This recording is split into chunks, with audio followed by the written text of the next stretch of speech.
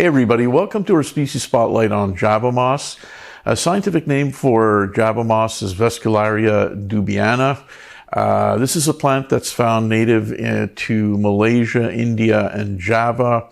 It's a plant or a moss that grows both in the water. It is an aquatic plant, but it grows both in the water and does climb its way out of the water in natural habitats, climbing up onto moist stones and so forth, and branches sticking up out of the water.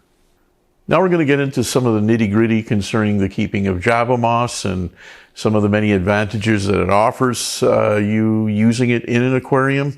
Java moss is a plant that grows really in a mass or a kind of an entanglement of stems with very small leaves.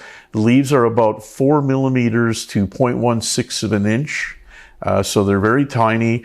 It also features what are called rhizoids. Rhizoids are not roots that absorb nutrients or anything. They're basically a very small little extension that grows on certain segments and helps the plant anchor itself to things like wood, rocks, and other structure where it slowly creeps and grows along that structure.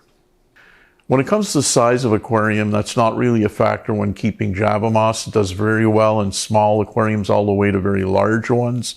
It's a plant that's easily segmented, or clumps can be removed to provide you with a starting culture of new plant to attach to other surfaces within the aquarium.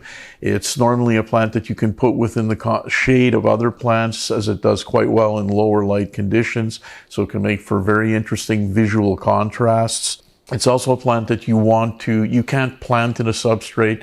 It's a plant that you would attach to hard type surfaces, wood, rocks, pebbles, and so forth, and use things such as monofilament to tie it down with, or weights, or simply by wedging certain parts of it into nooks and crannies within rocks or woodwork.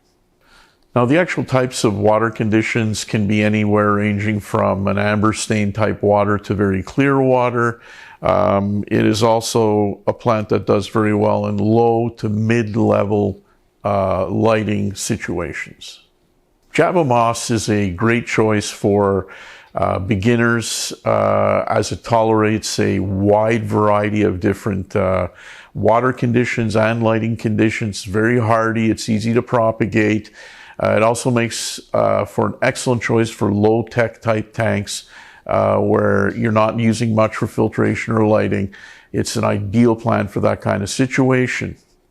Java moss makes for a great plant to use in breeding type setups where you need an actual spawning medium for, let's say, tetras, for example. Works very well for that. Also serves as a great refuge for newly born fry. They can easily hide within it. It's also a plant that will quite readily trap detritus, and given its dark green coloration, you may not notice it right away. So if possible, when doing your regular aquarium maintenance, it's a good idea to try and siphon out some of the debris, or kind of swish the water around it to get it out of there, and then siphon the debris afterwards. Water conditions for keeping Java moss, just like any other aquatic plant, should be consistent. You want to maintain a pH level of anywhere between 6 to 8. They adapt very well to that. Anything in terms of hardness from 2 to 20 degrees hardness is fine. And when it comes to temperature, they do quite well from 72 to 82 degrees Fahrenheit, or 22 to 28 degrees Celsius. Now, when it comes to feeding Java moss, it's really not a difficult thing to do. You would use a regular micronutrient supplement is fine. The plant does not take in any nutrients via its roots. It'll also supplement its needs for various nitrogen compounds directly out of your aquarium water as produced by your fish. Small doses of CO2 can be beneficial for Java moss as well. Certainly doesn't need high levels, but small doses of it are beneficial. In summary, we like to define Java moss as a high utility value plant. It is a moss that has a variety of different uses. It's easy to trim for aquascapes, gives you an interesting look. It's highly valuable in breeding aquariums where it'll provide a great medium for fish to spawn into or a great refuge for the fry to hide in. It's great for low-tech tanks, for beginners. Really is an excellent all-around plant, and on top of that all, it's super hardy and real easy to propagate. Hope you liked our species spotlight. Don't forget to like, comment, and subscribe below. Until the next time.